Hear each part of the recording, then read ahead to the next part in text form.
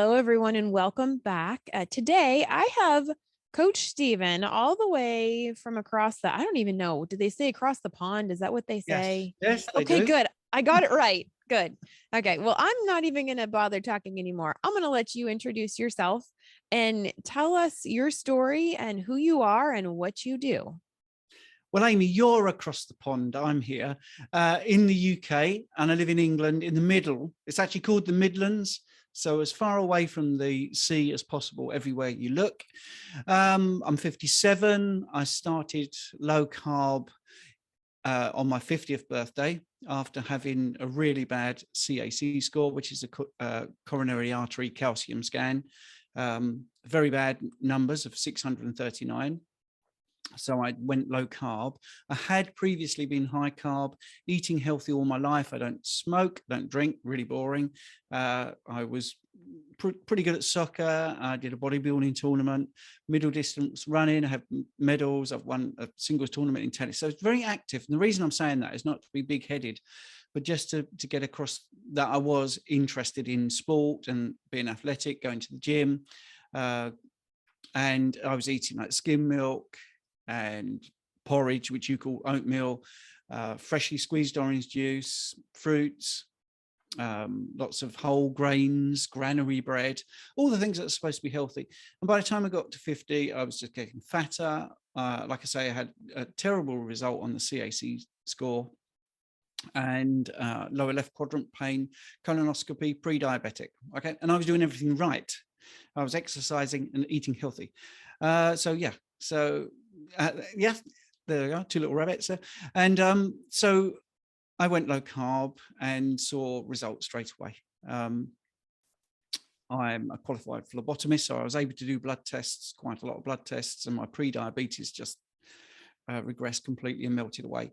And then low carb seems so really good, and I think a lot of people have this journey where things improve. So you think, well, I'll try a little bit more in the way of taking carbs out of the diet. So I went keto. And then when I got to 55, I decided to eat carnivore. And that's why I've ended up being an online coach. I'm a level 4 personal trainer. I have a few other specialities, science degree, all these sort of things, biochemistry and all that. So sort of quite rounded with my knowledge, but it's more about the coaching one-to-one and seeing the results. I've got, maybe 300-400 testimonials where people have lost weight and things like that. So that's me in a nutshell, really. But obviously we'll expand a bit more on that as we go along. I've seen so many times in this space that people, they believe the line that you count net carbs and that vegetable carbs don't count, because the fiber is totally subtracted out. So go ahead and eat all the veggies you want because they don't count. And then things start to not work and you kind of go, I wonder. And then you hear someone else say, well, why don't you try counting total carbs? And then when that works, your mind is blown and you're like, hang on a second. And that's when you kind of have that wake up moment of maybe there's more to it than just the net carbs and vegetables are so good for you. So you had that same path. Absolutely. And you sounds like you were trying to outrun a bad diet, even though you thought and you were told it was the healthiest thing possible. Oh, absolutely. Everything I now advise is the complete opposite of what I thought before I got to 50. Even this is the problem, you see, because there's a lot of younger people, online. I sound like an old fart, really, but but there are a lot of people. And I would have been one of these people in my 20s. Well, yeah, I look okay. I did a bodybuilding tournament. I was quite, I was ripped. I was, muscular. Did it all natural, by the way. But it's all building up. And this is the thing. When I did the qualification, because I'm a specialist practitioner in obesity and diabetes, when I did that, I realized that diabetes, that doesn't just happen in 6 months. Relating to the last 6 months of what you've just eaten, for instance, that builds up and up and up. And I don't want to get too geeky because the point of this interview isn't to be geeky at all, but just sort of be quite broad. But you could be measuring your blood glucose and thinking things are really fine, but in the background, your insulin secretion is just going up and up and up. And this has been proven now, lots and lots of proof of this. So there is a problem there's a storm brewing, basically. And that's what happened to me. And I think because I was particularly good with no drinking, no smoking, and all the exercise, I got to 50 before it started to happen. Now, a lot of people I coach could be late 30s into their 40s, where they start to notice things are really bad. And that might be because, that they're eating the standard American diet, or they're trying other ways of eating. I'm not here to knock other ways of eating, but I do have a lot of ex-vegans and ex-vegetarians where they're not eating enough protein. That tends to be the biggest problem. So it's really interesting to actually have all those things happen to me personally, and then also when I started to coach, to realize that these people are coming with blood tests, coming with imaging, and having difficulties with various parts of their body and autoimmune issues, those sort of things, to see, well, it isn't just me. So I'm not the only one that's thinking everything I've been told is wrong, or everything I've even been qualified to look at is wrong. And I will actually put a little caveat into that, because when I've gone back over books, especially with the diabetes, there are tiny passages that mention low carb throughout the book. They're very hard to find, and they certainly weren't pushed, but there is enough there to make me realize, yeah, if you were really forensic about this, they do talk about the damage carbohydrates do. They do talk about, obviously, especially with insulin, when you're dosing for a certain amount of insulin, it's always in relation to carbohydrates. So there's lots of clues, but it's still not mainstream, really. There is a bit of acceptance about low carb diets and helping type 2 diabetes to regress. But yeah, we're fighting an uphill battle at the moment, because the media seem pretty keen to push an agenda.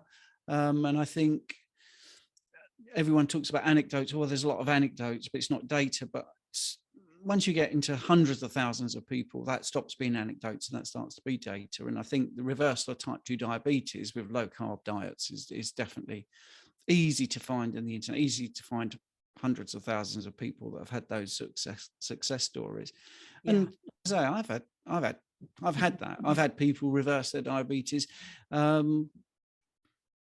I never say cured, because it is reversed. They're just reversing symptoms of. It will come back. Yeah, if they eat badly again. One guy, 7 weeks in, off his metformin, blood glucose numbers down. His HbA1c is down, showing you all the good things that's happened from just taking out, carbohydrates from your diet. They're not evil. It's just that some people can't cope or process them, and some people eat too many. And like you say about net carbs, I mean, vegetables don't want to be eaten, so they're basically a little bundle of chemical warfare. So you've got oxalates and you've got lectins and things in the plants that are going to be ingested, and they're not good. The plants don't want to be eaten, so you're eating those sort of things. If they've got minerals in there, they don't want to give those minerals up. They're bound to sort of compounds. That's how they grow. Mm-hmm. They get the minerals from the soil, and they're not likely to just give those up either. So there's a lot of anti-nutrients in the veg. So it isn't just about carbohydrates per se. It's also about the damaging elements within a within a vegetable. And also you've got things like fruits, and they're way too sweet compared to what they were 100 years ago. So it's a completely different landscape when it comes to what we're eating now to maybe 100 years ago. Yeah, very much so. And you said so much, and I want to unpack a bunch of it. Sorry. Actually. Yeah. You made a comment about diabetes doesn't happen in 6 months. No. And type 2 diabetes used to be a very rare thing. We didn't have very much of it. And now it's showing up younger and younger and younger, even into children that are ending up with type 2 diabetes. And these doctors are sitting back going, I don't know how this happens. And it's like, did it ever occur to you that what the mother is eating is affecting the child? And because if the mother's insulin is chronically high, then maybe the baby's insulin is chronically high. And that there's so much stuff that I really wonder about, and I don't know, but it's like that would kind of explain why, if it takes 10 to 13 years of chronically high insulin for you to develop diabetes, why these children who are 5 years old, 6 years old are coming up with type 2 diabetes, because in utero, they've been spiked high the entire time and their little bodies just can't process it.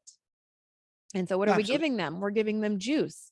and cereal and crackers and pasta and waffles and pancakes. And we're telling them orange juice is the healthiest thing you can drink for breakfast, or skim milk. Mm. And I wonder how many kids, parents, they think, oh, it's just genetics. My kids are just a little on the chunky side. What's going on behind the scenes that we don't know about? And this is where they're headed. And so my focus is right now really on getting parents and kids and families to go low carb together. Because if the parents are having a problem with their metabolism, their metabolic problems are genetic, and you're going to hand it down to your kids, which means that your kids are going to start having the same problems that you're having. There's a real good chance of that. So maybe it's a good idea to go ahead and take the whole family this way, this low carb way of eating, because then you can head off a bunch of those problems for your children. So what are the youngest people that you've worked with? Well, firstly, I'll just pick up on one thing you said there about genetics. We put too much into genetics and don't look at environment so much, because you're actually passing on your eating habits. That's the thing. Oh, that's And so what you eat, true. what your children are eating, what you're eating them, eating. And a lot of parents start out with really good intentions, like you say, and they think they're doing the right thing. An innocent smoothie, a freshly squeezed orange juice and all those sort of things,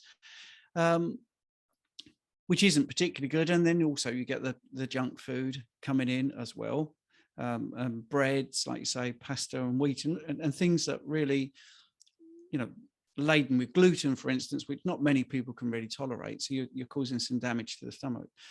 So I don't think genetics is as important as environment, to be honest. I think, you could possibly have a diabetic, a type 2 diabetic mother who decides to change their diet before they're pregnant and during pregnancy. And you would find that if they decided to feed their child properly, an appropriate human diet, then that they wouldn't necessarily have a diabetic child. That's because I do think that it's very easy to take a sort of study and look at, well, this family, he's got diabetes, the mother's got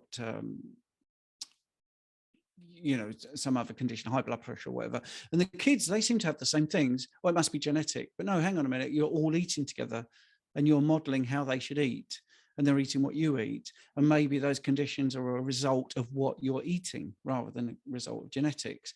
And I think what you said also proves it, because if we go back and back and back, we don't have 3 out of 10 families that are diabetic. So it must have arrived somehow, must have come into play in some particular reason, for some particular reason in the environment, and that would be the way we're eating, I think. I mean, there are other things as well going on in the environment, pollution in the atmosphere and all those sort of things, but mainly it's going to be diet.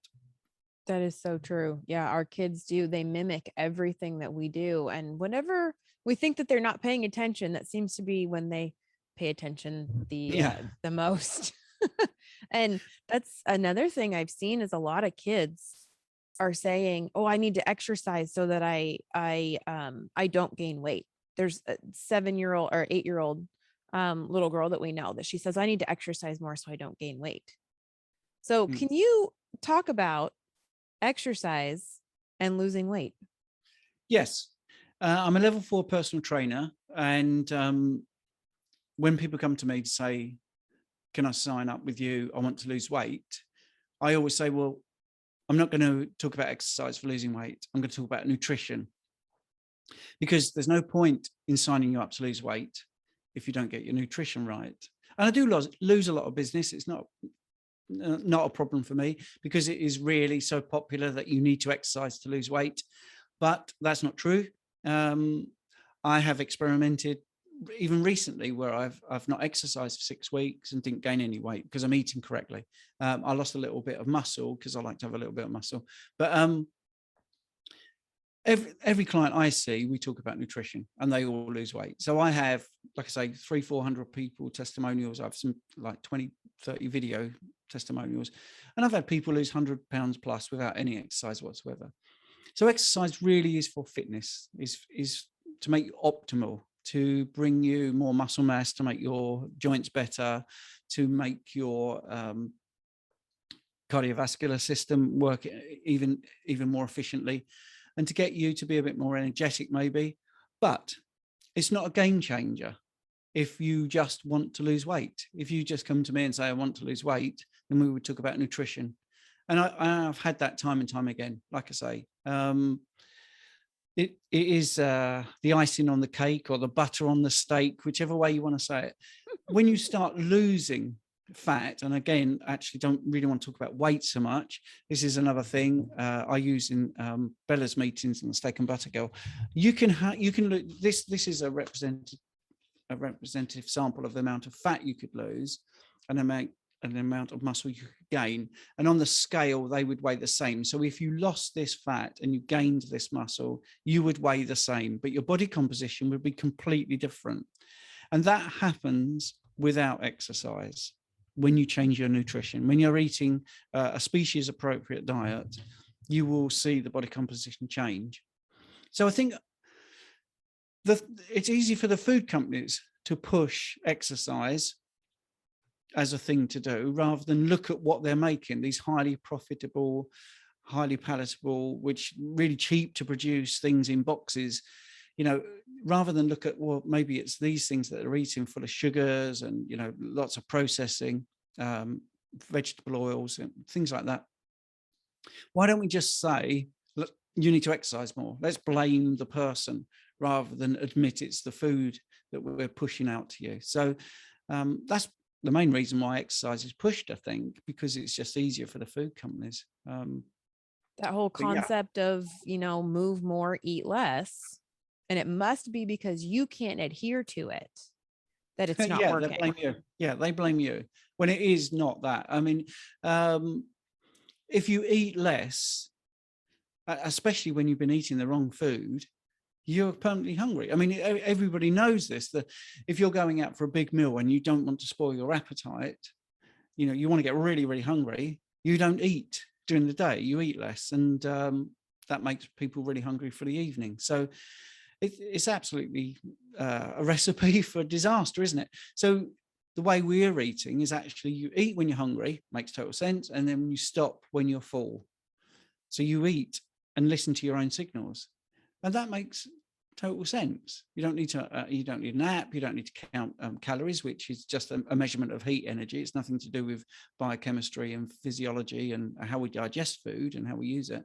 So it couldn't be simpler. But it isn't going to make people $1 million. You know, it's not going to make somebody rich. It's really simple advice. You just eat plenty of protein, essential fats, make sure that you eat when you are hungry, stop when you are not hungry anymore. And the next time you're hungry, you eat again. That's it. I mean, it's really, really simple. But you can't make much money out of that. So it doesn't get pushed. Oh yeah, no, that's how I lost 120 pounds. I didn't exercise at all. There was a few stints where I did a little bit of, it's called PYO. It's Pilates and yoga mixed together. I did a little bit of that. A lot of it was actually for mental benefits. And I stopped buying keto products. I stopped buying obviously standard American diet products, you know, and all those things that I thought, oh, well, it's cheaper to buy this, you know, 10 pack of Cheetos than it is to buy a 10 pack of eggs. So I'm just going to stick with the Cheetos because that makes sense. But I stopped buying all the processed stuff and I started making my own food from whole foods alone. That doesn't make anybody any money, but I lost 120 pounds that way. Yep. So we're the living proof that, yeah, that's exactly how it works. Yeah. And there's hundreds and thousands of us. It really is just so many people online doing this. And you can extend these things into your everyday life. So if you're going to a supermarket, skip all the aisles except meat, dairy, maybe the cleaning products if you want a clean house. So don't even expose yourself to those processed foods. If it comes in a box, if it's got a ton of ingredients, don't eat it. And just because it says keto does not mean it's acceptable. No, that's true. And that's the thing. There's all of us, thousands, hundreds of thousands of people who are eating this way and seeing results. And these big food companies are looking and they're going, we have to find a way to get back in there. We have to find a way to be important and needed again. So let's start making keto products. But if you go look at a loaf of keto bread, the first ingredient is wheat fiber. Yeah. There's nothing about wheat that's keto even a little bit, because they're playing that net carb game. And that Yes. is such a dangerous game, because you can consume 5 grams of net carbs, but you've actually consumed 50 grams of total carbs, Mm. not to mention the glyphosate that was probably on the wheat. And if you look at the bottom of the package, it says contained a bioengineered food product. Mm. And I'm Yeah, like, absolutely. this is not keto. Yeah, I think one of the cereal producers, Ken Berry, Dr. Ken Berry, has got blocked from their Twitter account because he was talking about the fact that they spray their crop before they make them into cereal with glyphosate. You know, they spray them and spray them, Because which then is going to get into. it causes everything to drop all at once. It gives you a much bigger, better harvest. Mhm. But that is still on there. And they say, oh, well, it's a weed killer, so it doesn't hurt people. We're not weeds. It's like, oh, really? That's, yeah, no, Yeah. that's not the way that that works. But then you see the other thing I get, and especially because on the personal training side of things, I get people asking me about protein bars. And I say, well, what's the carbs on it? Well, oh, hang on a minute. They got more carbs than protein. So they should be called carb bars. Mm-hmm. So again, it's just the way it's sold, because protein, I think, again, people are beginning to realize that protein is essential for longevity. It is associated with, muscle repair and muscle building. So having slightly more muscle mass does seem to correlate with longevity. So people do seem to be realizing that protein is very important. To have more than the recommended daily allowance certainly seems to be something that people are realizing is beneficial. So I get this all the time. Should I eat this protein bar? And it's like, well, no, why don't you just go and have some salmon, Mm-hmm. which is a great source of protein, and you have those essential fats as well, and it's pretty much zero carb. So it's a perfect item of food compared to that bar. And it seems obvious to me that the bar is processed, it's full of other stuff. And a piece of salmon is just some fish that somebody caught, so Yeah, and that's the thing that it's people obvious. don't, they don't think about the other stuff. Oh, but it's only a little bit of sugar in this bar. It's just a little bit. Even the keto protein bars that do have lower carbs, it's got real sugar in it. And what you need to understand is that that real sugar actually lights up the pleasure centers of your brain and makes you want it more. That's Mm. why it seems so much more appealing to eat the protein bar. Oh, it's easy, it's convenient, but look at all the protein. What else is it doing to your body that maybe you don't want it altering? And what about the glyphosate that got sprayed in there on whatever else is in there, on their fiber of everything? And so just eating whole foods is always going to be most of our answer. For any of us that are in this space that are serious about health, our answer is going to be eat whole foods, skip the bar, skip the powder. There are circumstances in which I think it is appropriate to drink a protein powder, or even drink your ketones. For older patients who have Alzheimer's and dementia, they don't want to eat a keto diet because they are used to being in their ways. That's times that I think, yes, those things can be beneficial. But for most of us, especially those who want to lose weight, just stick to whole foods. Mm. And so one of the things that you've said, eat protein and fat. There's a huge divide in the carnivore space right now, talking about high fat versus high protein. What do you think is appropriate? And do you think everyone needs to eat exactly the same way? No, no. And we're so individual. I mean, that's the thing. When you start carnivore, if you look at ribeye or eggs, for instance, the ratio is about 1-to-1 fat to protein, and that's a good starting point. And if you feel after 6 months or 6 weeks, however long it takes for your body composition to change and any health benefits to start kicking in isn't quite working for you, then you can experiment with slightly higher fat. And I've seen great results with slightly higher fat. I've seen great results with very high fat, and I've seen great results with high protein. It does depend on the individual. I think the level of healing, if they've eaten very badly for a long period of time and they come with leaky gut and autoimmune issues and those sort of things, and whether they're male or female, activity, where they live, temperature, everything. There's so many different things, so many different variables, how much fat they've got to lose. It just makes a difference. So there's no perfect answer to what fat and protein ratio should I have. One of the things I would say is protein makes the structures in your body. So if you're trying to repair or heal, then it does make sense to make sure that you've got enough protein for that to happen. Protein seems to be one of the big drivers, protein leverage it's called, in regards to appetite and you actually feeling full. So you could find that you're constantly wanting to eat more and more because you're not eating enough protein, because you're scared of eating too much protein for whatever reason that may be. So I wouldn't be particularly scared of protein, just because the recommended daily allowance is so low. That isn't an optimal. That's the level that if you went below, you probably would have some serious health issues. So for optimal amounts, it is dependent on that person, how tall you are, how often, how long you sleep for that night, and levels of stress. There's so many different variables there. But I think protein is very, very important. And obviously you've got the essential fatty acids as well. Protein goes to make structure in your body. And it also takes, calories are a measure of heat energy. Okay, there's no practical utility in calories when you're talking about health, because what a calorie is you put something in a bomb calorimeter, set fire to it, and it heats up some water, which is nothing at all to do with what happens in the human body. So when you're eating 1,000 calories, because everyone understands what a calorie is, 25% of that is going to go into processing that protein. And then that protein makes stuff in your body. It makes structure, it makes hair, nails, even muscle, cardiac muscle, everything, connective tissue. So when you're eating protein, it does a lot of good things, and your GI tract completely remakes itself. The lining remakes itself every 4 days. That needs protein. So I think I personally try to get people to prioritize protein. That's the point I'm making, trying to sell that idea to you.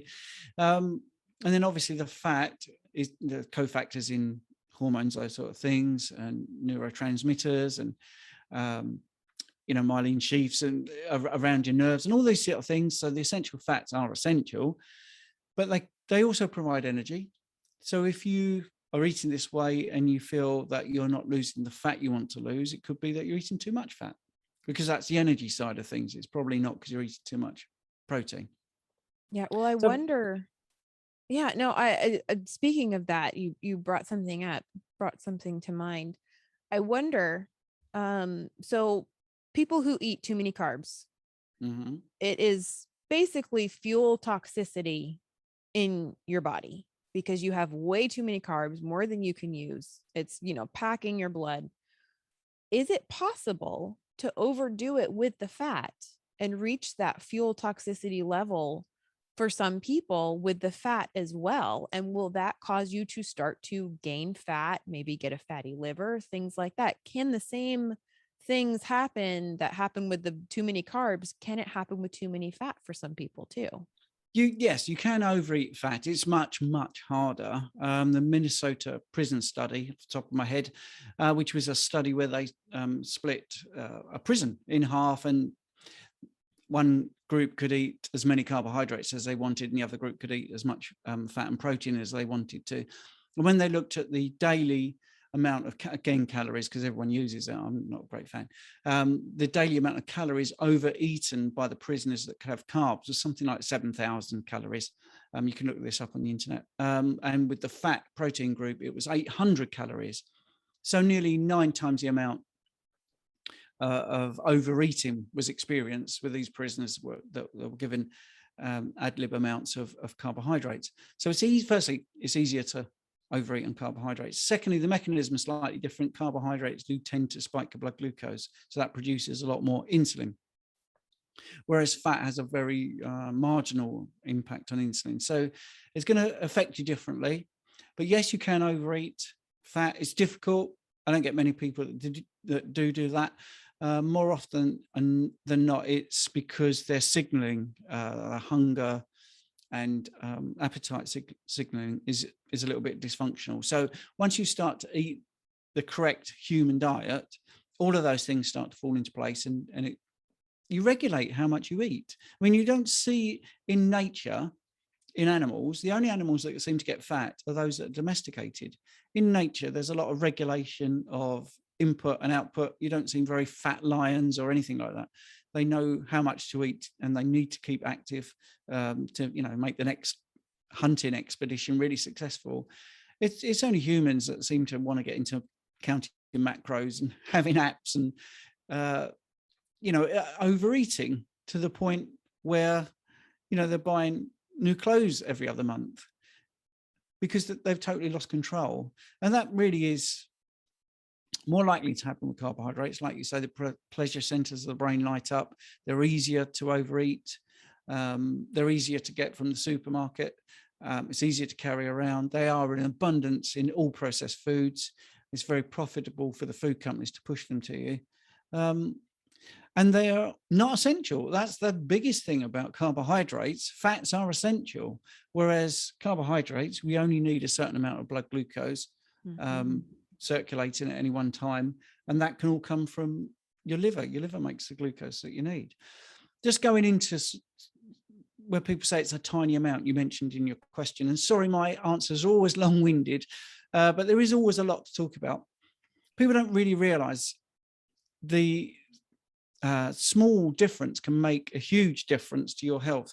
So when you do a blood test and someone wants to know if they're diabetic or not, for instance, you need, roughly speaking, a teaspoon of sugar in 5.5 liters of blood. Okay, so if you had a blood draw and that was what was reflected in that sample, I would be able to say, well, I don't think you're diabetic. This is very layman's, and it's just to get the point across.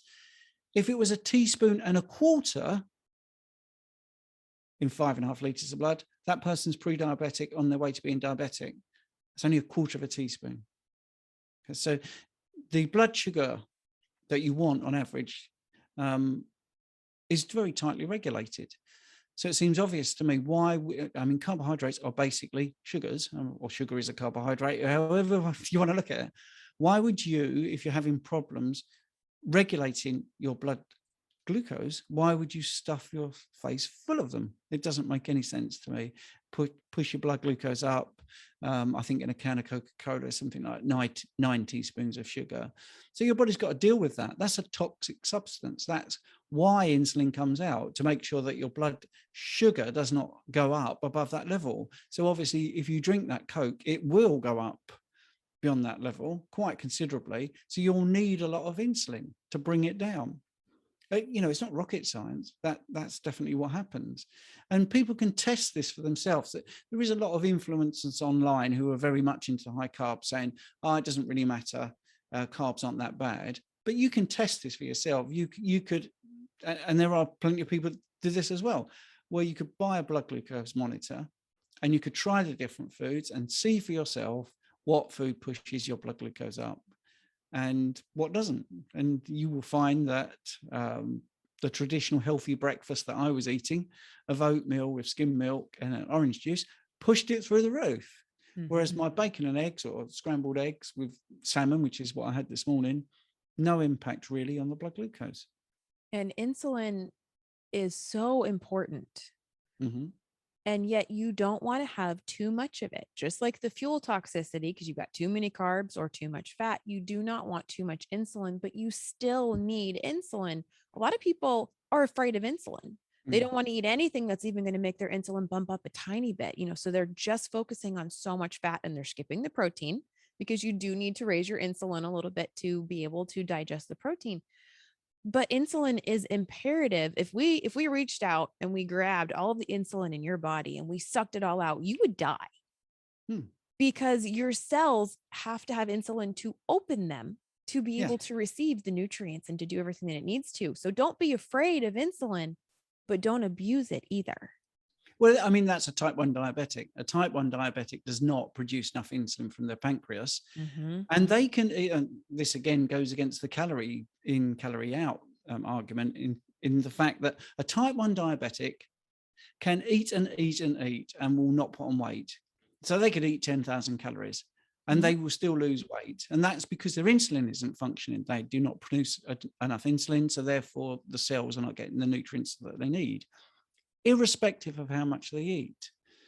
So insulin is, yeah, absolutely vital. And if we go into things like exercise, when you exercise, your insulin is elevated because you are demanding more from your body. So the cells need more nutrients.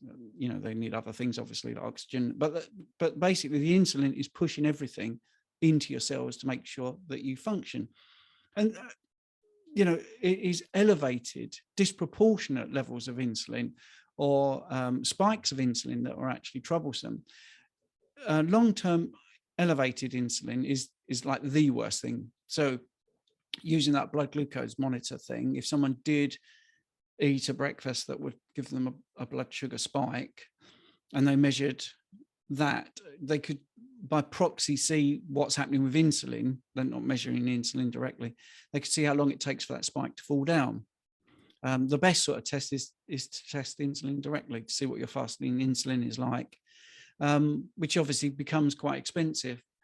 So you could see how insulin sensitive you are by using that blood glucose monitor. Like I say, you might be able to eat, I don't know, let's think of a random thing, like 100 grams of honey, and that would spike your blood glucose and it might come down. So we're assuming that your insulin response was appropriate and you're quite insulin sensitive. But if you ate something else and it maybe kept you up for a bit longer, maybe the type of food is given a different reaction as well. So there are so many variables there. But again, I agree with you, what you're saying. You don't need to be scared of insulin. It is absolutely essential. But disproportionate high levels of it, elevated over a long period of time, is certainly something you want to avoid. Yeah, and I agree with what you said. Prioritize protein.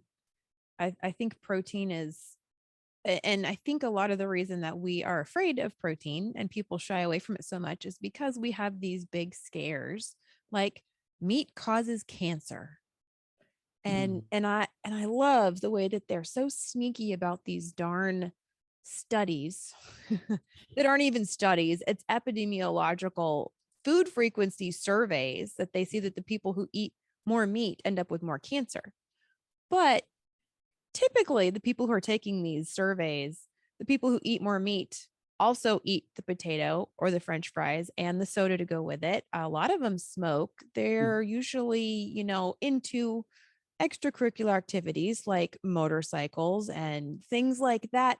We kind of like to buck the trend. That's what they were referred to as they wanted to do their own thing. The doctor said eat less meat and they said no. And I'm also not going to listen to you about the smoking or anything else. So what other factors are actually leading to the cancer? And it's not the meat, and yet the meat is the one that's been demonized and it's been pinned on that. Well, those epidemiological studies are also including processed meat. And I know that for a fact because I've taken part in some of these. And I can remember on the screen when it said, do you consume red meat or processed meat? You couldn't say I eat just red meat, because as soon as you clicked red meat, the processed meat one was clicked. I was quite frustrated, and you couldn't change that at all. And also you've got the other thing, which is the healthy user bias, which is if someone is vegan, for instance, or vegetarian, they've thought about their health, they've listened to the media, and they've made a healthy choice. So you do get a little bit of healthy user bias as well, because those people are more likely to give up smoking and do a bit of exercise, or Spend just time out in the sun. spend time out in the sun and actually listen to their bodies and try and do things that are healthy. But there's no studies at all of people that are carnivore. There's none, because we haven't been around long enough as a group in social society like this. So it's very frustrating. I mean, obviously humans have been carnivore since the get-go. So you're looking at 250,000 years. So if you look at like the long bones of remains, when they do nitrogen isotope testing, so the N14, N15 testing, all humans for the last 250,000 years, at least 80% of their diet has been animal fat and protein. So that's how we've been eating. So that's how our genes have expressed and how we've evolved. And in fact, if you look at our ancestry in the broader term, like 4 billion years, of evolution on the planet, sadly, there is no life without death. Animals have been eaten. Animals eat other animals. I mean, that's what happens in most cases. So this way of eating it's very unlikely to kill you, because this is what we've been evolved to eat. So it seems very strange that all of a sudden the things that we've evolved eating for 250,000 years is going to kill us. It's just the same as we've always been in the sun, but apparently now that's really dangerous. So it doesn't make any sense. We're human beings. We're meant to be in the sun. We're meant to eat protein. It just seems obvious to me. Yeah. And I think, honestly, one of the reasons that the sun has become so dangerous now is because of all of the seed oils that we are consuming. Because when your body uses those inflammatory omega-6 heavy seed oils to redo its cells and to make new lipid layers, and when it does all of this and it uses all of that really crappy chemical laden oil, you react badly in the sun. Because I know a lot of people who go to carnivore and get rid of all seed oils. They're very religious about it.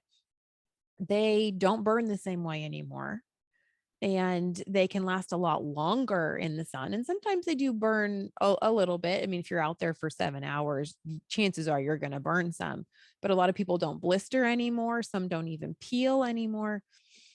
So food, it's that sun thing. I think it's because we've been eating so many seed oils for so long. Oh yeah, I mean, I used to cook with sunflower oil and like have a spray, and all this sort of stuff on the frying pan and all those sort of things. And I would permanently be wearing sunglasses, and I would, squint in the sun and all those sort of things. Well, I don't wear sunglasses now. I don't wear a sun cream. I haven't worn sun cream for many, many years. I don't burn. I don't get colds. Up until I was 50, every single winter, I would go and try and get antibiotics or something, because I had the sniffles and I felt quite coldy and fluey. So last 7 years, I've not been to the doctors. I've not been ill.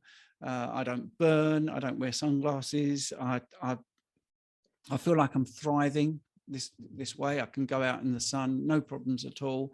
I used to actually have things like athlete's foot permanently, and I tried everything there, all creams and duct tape and all this sort of stuff. That's completely gone. I used to have a rash here if I got particularly stressed. That's completely gone, and that was like someone had got a strawberry and gone like that. I mean, it's really noticeable. So that's completely healed, and I think that is exactly what you're saying. It's down to taking seed oils out of the diet. That's definitely something that I really do think is underestimated by a lot of people. I do think it might be one of the unifying things across the board. Even people like vegans and vegetarians might actually be coming around to that, I think, because there is so much evidence that they're very damaging. And obviously eating healthy fats. So you have a thin layer of, you have cholesterol in every cell of the body, is essential for life. But, the interaction between sunlight and cholesterol is a thing that starts to activate the, vitamin D4 process. It's actually made in the liver. But, once you get that healthy fat layer into your skin, you will also find that you will have more vitamin D.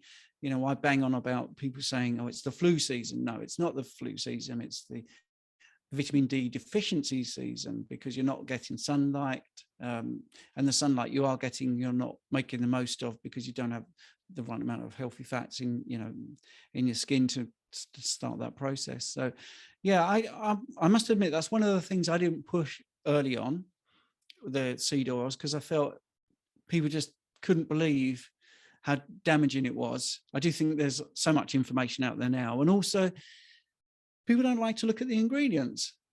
And I'll give you a great example. I used to be like a cappuccino sort of guy. I'd go into a coffee shop, and I used to think that I was okay with milk. Actually, I'm not. I'm not now. I now realise that I'm lactose intolerant. But anyway, and they'd always give you a biscuit. Well, those biscuits are really, really cheap. You might think, oh wow, I've got a biscuit on the side. That's really nice. Less than like a penny to make, and they're mostly vegetable oil. That's the biggest ingredient. So you've got vegetable oil in this little biscuit. And the other thing is, I mean, I like coffee with cream. And there's a thing in England or the UK called Elmley, which is vegetable oil, which is coloured white to look like cream. So you would be getting coffee with cream. You'd be getting a vegetable oil biscuit. You'd be getting the coffee, and you'd then be pouring in white vegetable oil, basically. Absolutely disgusting. That's what we have over very here. Coffee Mate and International Delight are two of the biggest names in coffee. And it's a liquid, or they have powdered as well. But if you actually look at the back of the package and you look at the ingredient, the first ingredient is vegetable oil. Yeah. And that's it. Nobody knows. They go, oh no, it's just cream. No. No, it's not even close to being just cream. Yeah. So don't worry. It's over here too. And then right, okay. all of your dressings. And so I can't go out to eat anymore really at all, because they always use vegetable oil. And I'll ask them, do you have any butter? Yes, we have butter. Can I see the package? Oh, I looked and it says butter. That's wonderful. Can you bring me the package? I'd love to see the package because I have severe food allergies. So can you bring me the package? So they bring the block of butter, and it looks exactly like butter, and it says butter across the front of it. And then in a tiny little font, it says blend underneath. And so I say, oh, look at this. Wow. Okay. So it says it has cream. That's good. And salt. Wonderful. But it also has canola and soybean and cottonseed oil in this. And they'll go, wait, what? And they've been working there for years. And I go, yeah, see, this is a base of butter, but it has other stuff in it. I can't have this. If I do, I'll break out my rosacea. I have a rainbow that goes across my nose, and it'll last on there for days. And then my ears will be flaming red.